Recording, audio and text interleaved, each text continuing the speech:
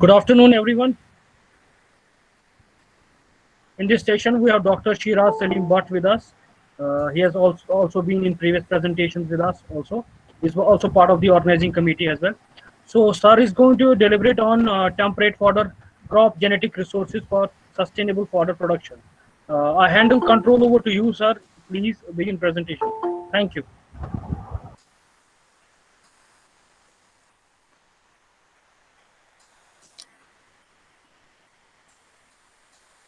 Good afternoon, everyone.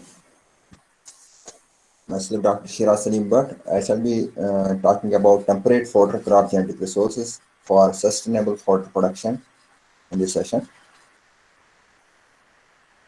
If we see forage crop genetic resources, these are the crop species which provide fodder for our livestock and play an important role in the socio-economic upliftment of the people who depend on livestock industry in the country.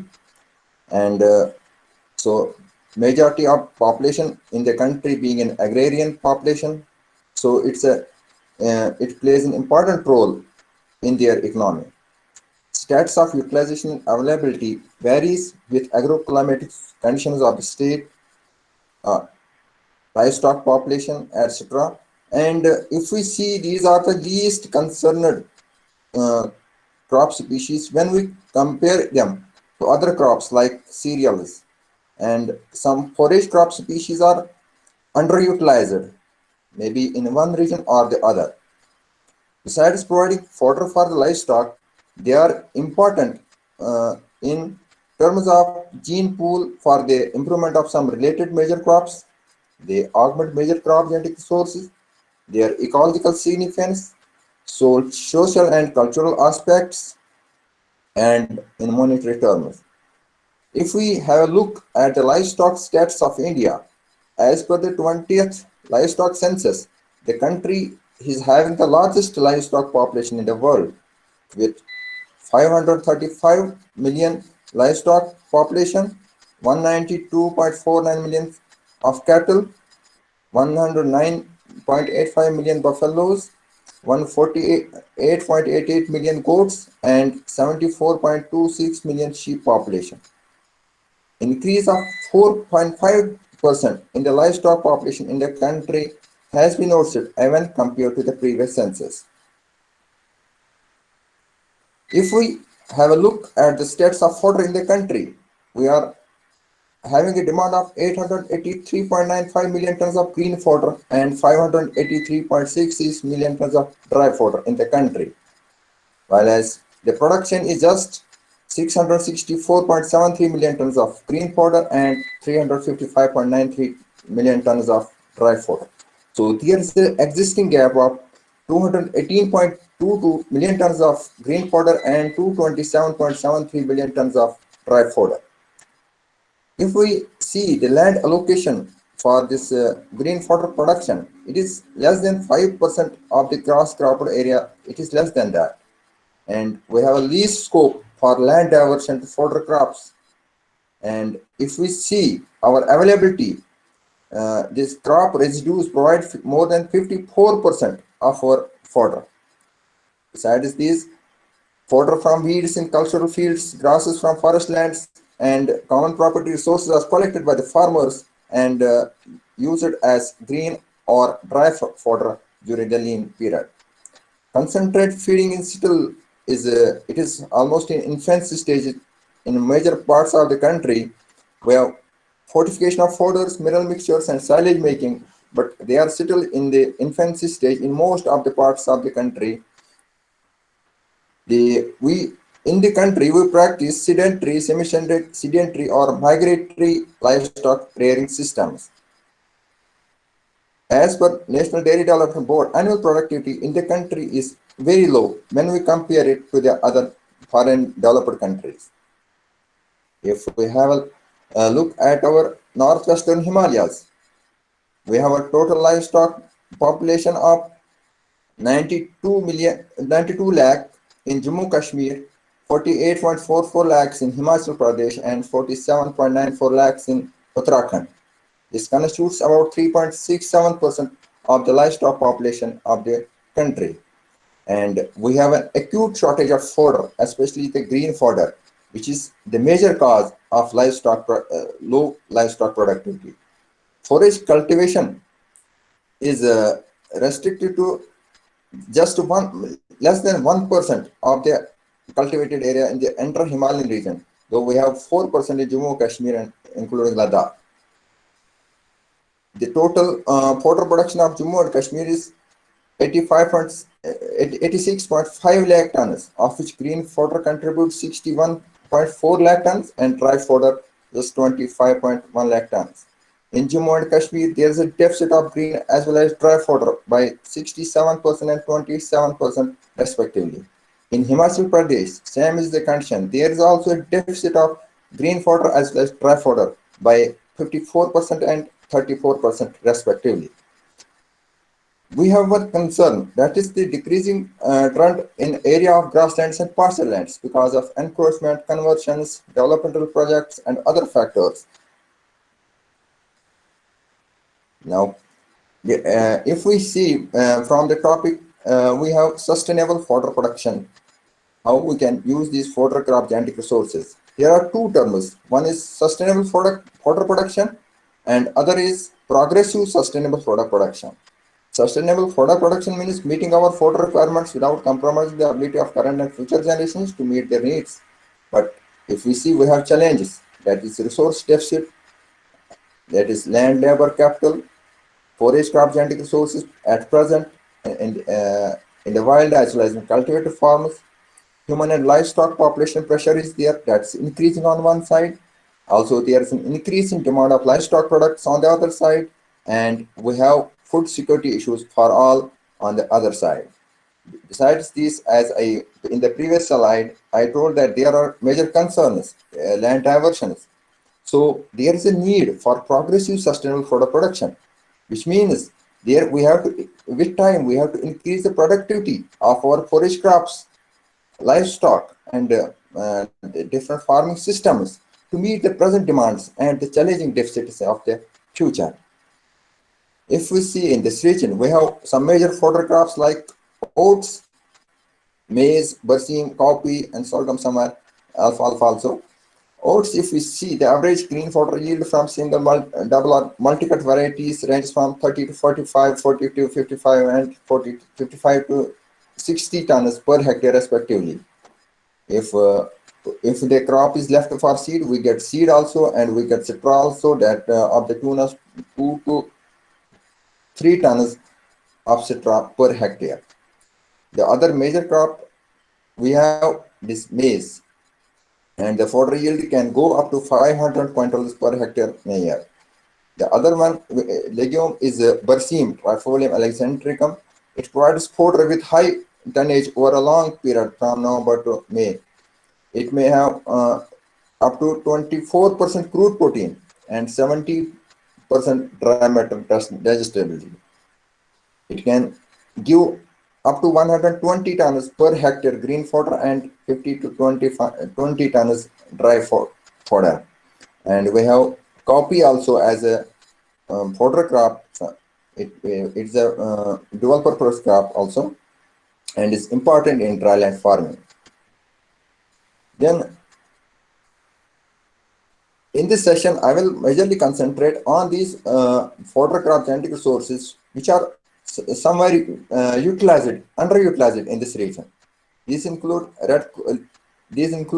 legumes like red clover, white clover, alfalfa, sandvine, Egyptian clover, birds food trefoil, crown vetch, hairy vetch, and these are the perennial grasses like ryegrass, perennial ryegrass, tall fescue, red fescue, orchard grass, flax, brome grass, and timothy. Most of these legumes and grasses, they are underutilized in this region. If we have looked at red clover, Trifolium pratanus, is a herbaceous, short-lived temperate perennial legume, and it can survive well up to 4 years and may reach up to a height of 80 centimeters even. It has a deep taproot up to 1 meter with secondary adventitious roots up to 30 centimeters, which makes it drought tolerant and It is an important species for soil erosion checking. Fodder harvesting is done at early flowering stage for better quality with growth protein up to 25% and more quantity of fodder. 2 or 3 cuts can be taken depends on the conditions present, moisture and fertilizer may be applied accordingly. Red clover seed can be planted in autumn or early spring and being a nitrogen fixing species, it can be used as a green manure also and can provide up to 4.2 tons dry matter per hectare and 93 kg nitrogen per hectare to the soil. When used in orchard floor management under apple, it smooth spring weeds and improves soil tilth besides having beneficial effect on fruit trees. Then the other species, legume species, is the white clover, which goes up to 40 centimeter height and is moderately drought tolerant. Leaves are petiolate, trifoliate, but can be widely vary from in form and size depending on cultivar. It can be grown alone or mixed with grasses in rainfed or irrigated conditions. Available fodder that is readily eaten by our livestock and has a high nutritive value with around 25% crude protein, but it causes bloating like red clover that also causes bloating if fed to animal more than 25% to 30% of the feed. So it has to be mixed with other grasses when fed to the animals. It can be grown on a wide range of soils, but it does better on clay loam soils than on sandy soils. Fodder productivity of this legume in pure stands is 12 to 15 tons diameter per hectare under the irrigated conditions, and it can be up to 10 tons diameter per hectare under the rainfall conditions. This species also is a nitrogen fixing species and has a capacity to fix up to 400 kg nitrogen per hectare per year. Then we have a wonderful legume that is Sanfine onobrix vicifolia.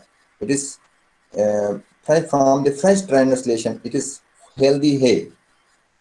It's a very wonderful legume and is and can be cultivated and can be sown in our temperate conditions. It grows up to 1 meter height with a productivity of 14 to 16 tons diameter per hectare. It is a forage legume adapted to similar conditions like alfalfa, but it is having a specific characteristic that it does not cause bloating in animals as is caused by alfalfa, red clover, or white clover.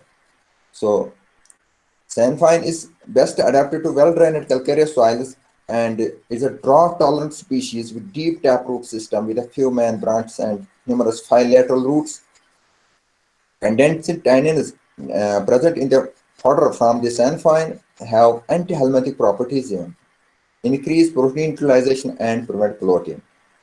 They may have also the potential to reduce greenhouse emissions.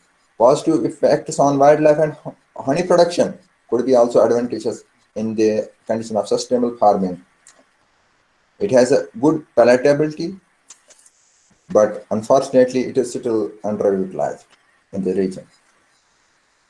Persian clover is another legume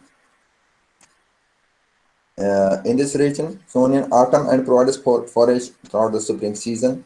It can be grown as summer forage also, locally known as shaftal in Kashmir. It is an erect decumbent or prostate core herbaceous legume branching from the base and reaches up to a height of 1 meter. It has pink mouth, sweet smelling flowers, white pods, and pale brown seeds. In our Pulwama district, it is majorly grown there as this spring forage crop species. Prominent varieties are SH48 and SH69. The nutritive value of dry matter produced from the above ground parts, including the leaves and tender stem, is crude proteins around 22%, crude fibers 17%, total ash content 70.7%, extract 1.9, and NFE 42%. Crown vetch is another underutilized legume species. It's a low-growing vine a deep, tenacious, complex root system, and thick fern-like leaves, which provide an excellent property of erosion control for the species. It consists of 21.7% crude protein and 22% crude fiber.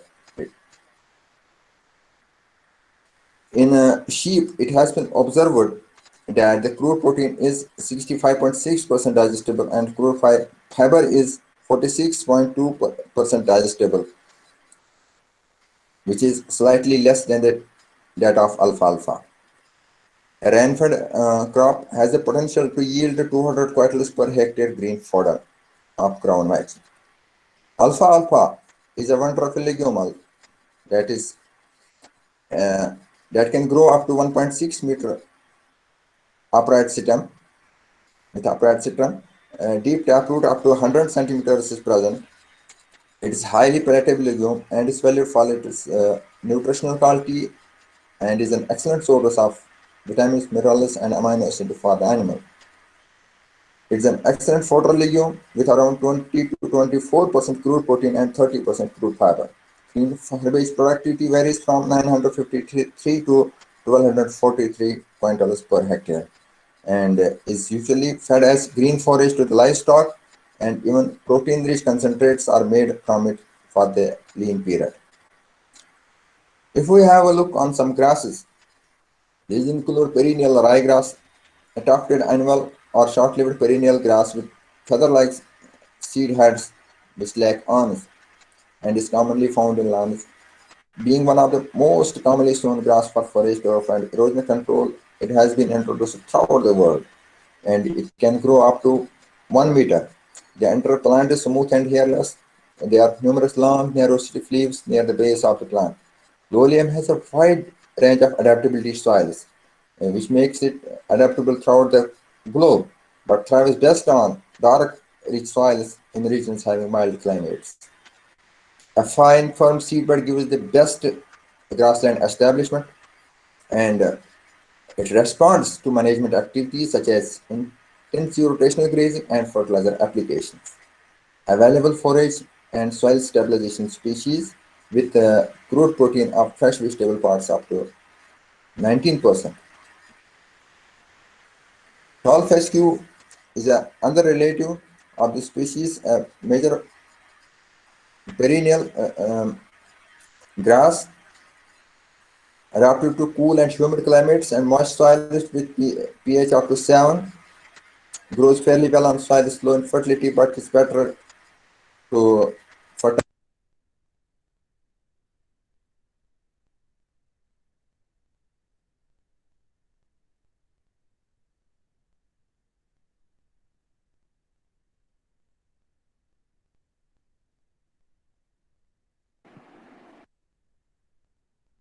Sir, you have accidentally muted yourself. Can you unmute yourself? Dr. Shiraz, you have muted yourself accidentally.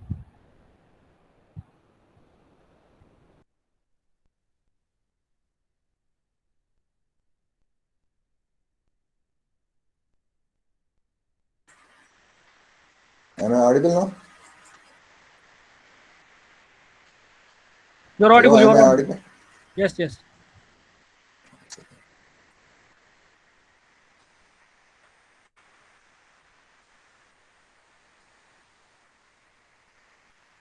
We were talking about tall fescue.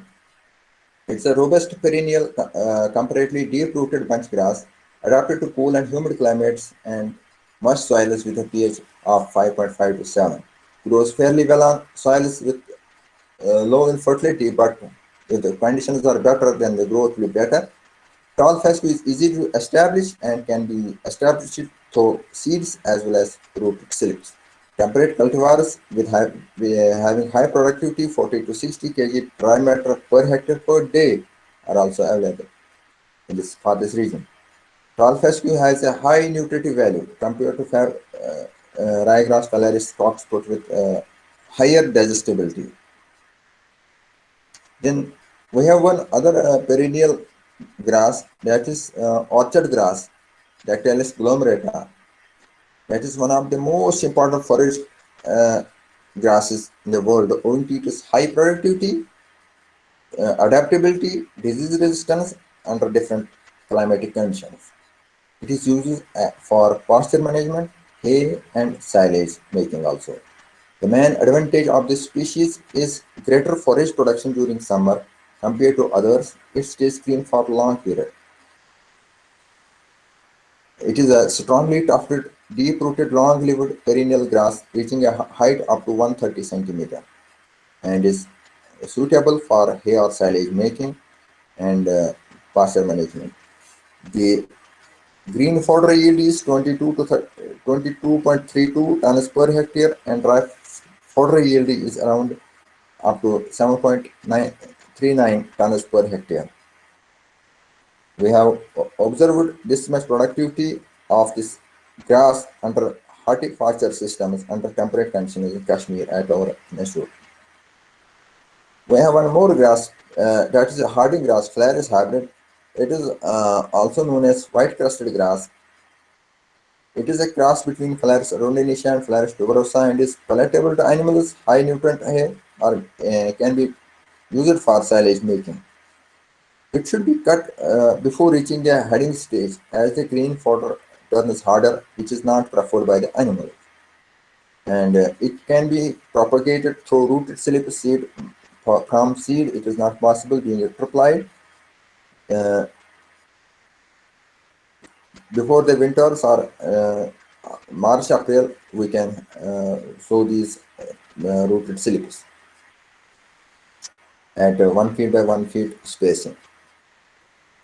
We have also evaluated different accessions of this species at our farm, and we have observed that 750 quintals of this green fodder per year from the species per hectare. And we have different accessions as you can see from the table. On an average, there was 6.02 kilogram per meter square, that is 602 quintals per hectare. This is the photograph where I am showing the different seeds. Seeds of different temperate forest crop genetic resources in this region.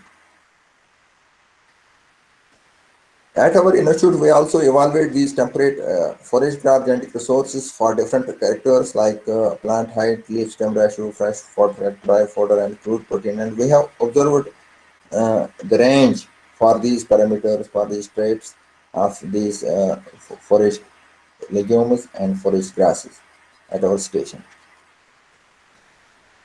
This is the nutritional value of major forest crop genetic resources which we commonly see at the farmers field like maize, oats, coffee, berseem, alfalfa. Fodder production system. Towards sustainability, if we have a look at sustainability, we must know how we can use these fodder crop genetic resources, how we can cultivate at our farm, and how we can manage increased productivity from these fodder crop genetic resources at our farm to feed our livestock, to feed our animals during throughout the year, I can say, taking care of the lean period also. And if we see, we can have different systems like intensive irrigated system wherein we can have this cultivation of the forage crop under irrigated conditions with increased forage yield from the irrigated lands. Then we can have multiple cropping, growing 3 to 4 appropriate annual forage crops as sole crops in mixed combination grass, legume, like that. We can increase our productivity. We can keeping in view the productivity of our soil also. Then we can have year-round forage production through combination of perennial and annual forages. We can overlap cropping. It is an overlapping cropping system for maximizing green forage availability throughout the year. And another system is association of perennial grasses and legume components. Then crops, when grown together in certain feasible geometry, we can grow them in a particular spacing, which is feasible for our cultural operations. Like if we have mechanized farming, we can grow accordingly. We can follow the different planting pattern accordingly as feasible for us, and we can increase the productivity of our land through these interventions. Another one is the agroforestry systems. We can have horticulture system, agri-silvopasture system, Why in these systems there are three components majorly. One is the trees, agriculture crops, and livestock on the same piece of land and involve interaction in space and time. So under this system, we can have maximum utilization of our resources, maximum utilization of our growing space, and for increased productivity from the system, for increased photo production, and in this system, we can plant the different components accordingly. We can have trees at the borders, we can have grasses in between the major crops in rows like that, and in specific geometry, we can have this agroforestry system.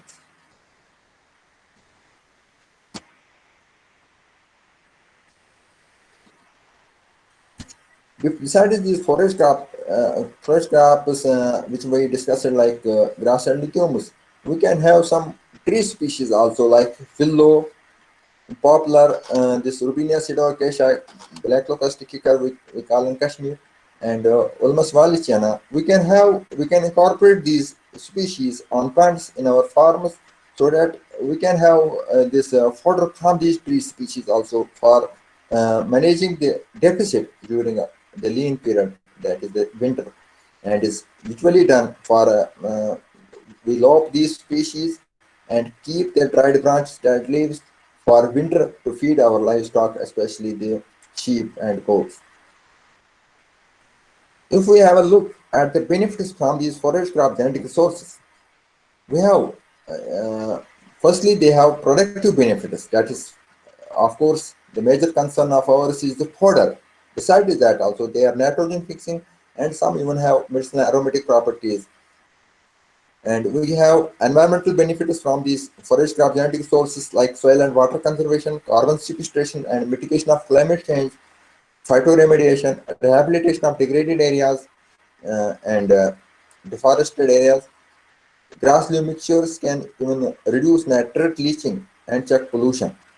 Recreational benefits, which is obviously everyone of you know of these grasslands in our pastures in our state and in the western Himalayas, tourism and ecotourism.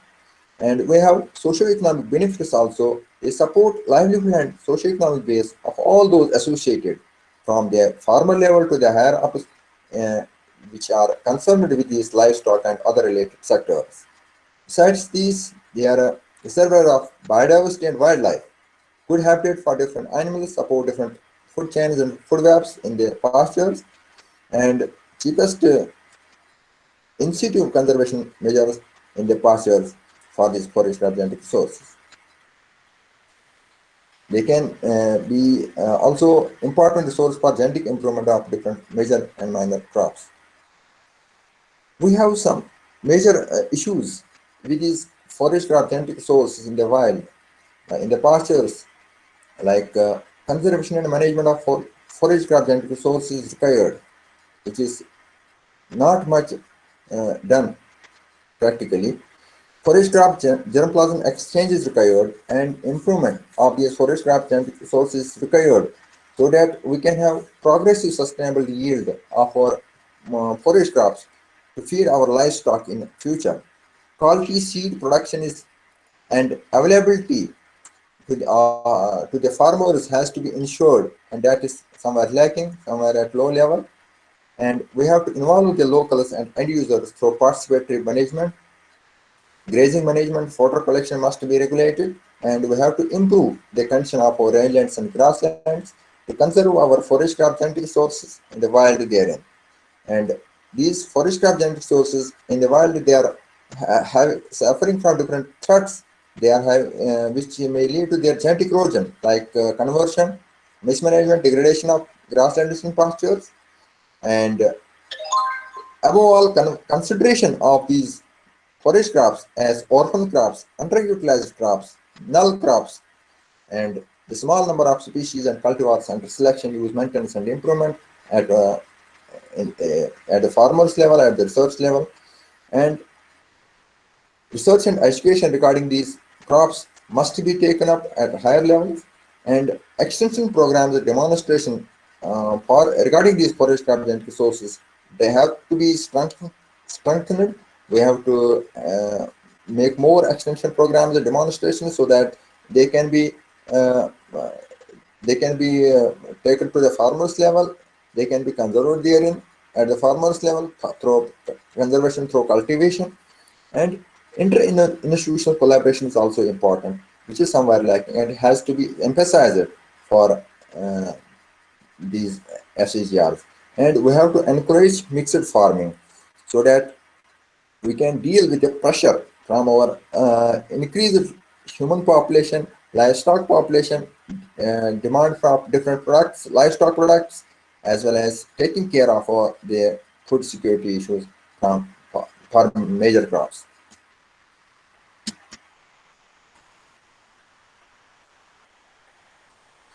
Local guardians. If we have a look, who are the local guardians? These are the tribal people. These are the cultivators, farmers who deal with these forest crops, who need these forest crops for feeding their animals. They have lots of local knowledge regarding them. And if we are planning for in situ or ex situ conservation, we have to take their help. They conserve the wild relatives of major crops in situ, and the same can be used in different crop management programs. Grazing management and regeneration issue is also an issue, and uh, these local guardians, they can be very helpful in that, and conducting scientific explorations in unexplored areas. We have to take help from these local guardians for such activities which can be beneficial in the improvement of our cultivated forage crop genetic resources, and or some major cereals, pasture and grassland improvement that cannot be achieved without the help of these local guardians, and their role in execution of different plans, programs from the line departments that has to be uh, undertaken with the help of these local guardians. Coming to the conclusion, forage crop genetic resources, these are important for the different animal production systems, poverty elevation and food security, environmental significance and biodiversity conservation. As discussed from the previous slides, that they support the base of our farmers of our country, because majority of the population in the country is dependent on livestock and livestock based activities for their livelihood, and there's an increased productivity from sustainable to progressive sustainable fodder production through horizontal and vertical improvement intervention is required, and accordingly measures need to be taken so that we can have more fodder production to sustain our livestock. We have to enhance the production and availability of green fodder through various technological interventions from the existing land under fodder cultivation and pastures, and we have to scientifically uh, restore our grasslands. Grazing management we have to do proper, because if there are this is one reason for our degradation of our pastures and grasslands, because there is uncontrolled grazing, and there are different types of grazing like continuous grazing, deferred grazing, rotational grazing, and deferred rotational grazing management. We have to follow. We have to follow this deferred grazing, rotational grazing. Continuous grazing can have hazards. Can wipe up preferable preference of species for livestock. They graze accordingly, and most of the times they cause some regeneration problems that can be checked if we go for deferred grazing, giving a plot some time so that the regeneration may come up, and rotational grazing.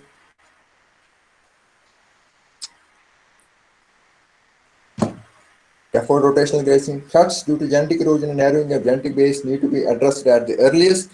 And as I discussed, the role of the local guardians in germplasm conservation, management, exploration, inventarization has to be understood, and proper care has to be taken of these local guardians if we are dealing with the conservation and management of our forest craft genetic resources for sustainable livestock production, for sustainable forage production, and this germplasm, forage germplasm. We have to broaden the genetic base of this germplasm. We have to have improvement programs and development of high yielding varieties of these forage crops is need of the hour for progressive sustainable fodder production system development. And we have to exchange the germplasm at different levels so that there's a collaboration of different organizations, international collaboration, and the knowledge sharing is there. We can achieve our targets in a lesser time, and we can have higher productivity of our this forest craft genetic resources at the farmer's field. Thank you very much. Thank you, sir, from NADCL part as well as on the part of participants. Thank you very much.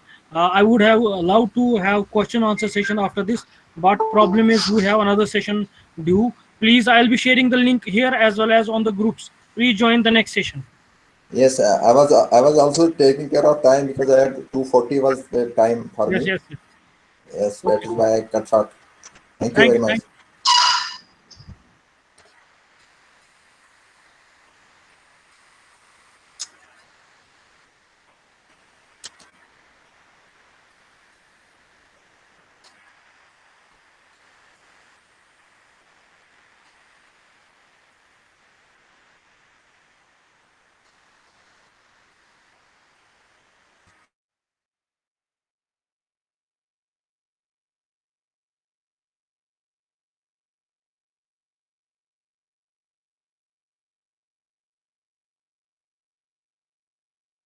Participants, we can all leave and join the next session.